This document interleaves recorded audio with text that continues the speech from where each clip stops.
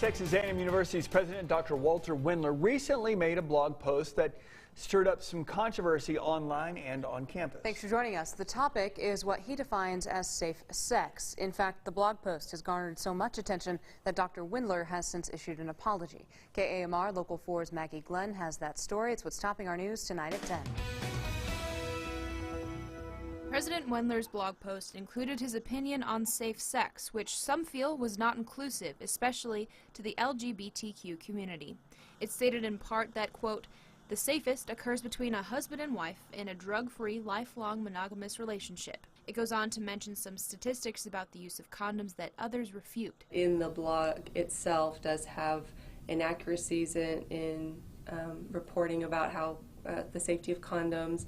Buff Allies, an organization on campus seeking to provide a safe zone for the LGBTQ community, issued a response earlier this week. The leadership of Buff Allies constructed a response to just really address what we saw as misinformation. We thought it was very important to acknowledge these various views on sexual health. After some negative reaction from students and alumni, the president has since sent an email both apologizing and stating that the post was insensitive.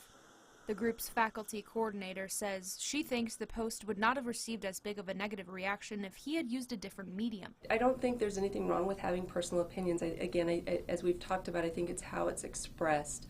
That if he'd had those opinions, he's expressing it in his circles, he'd put it on a different blog, but he's putting it out as the president of the university.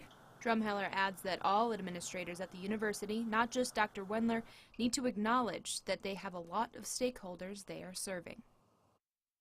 Some actually did support the president and his opinions online, but others signed a petition demanding an apology. We did reach out to the president for an interview, but unfortunately he's out of the country until mid-May.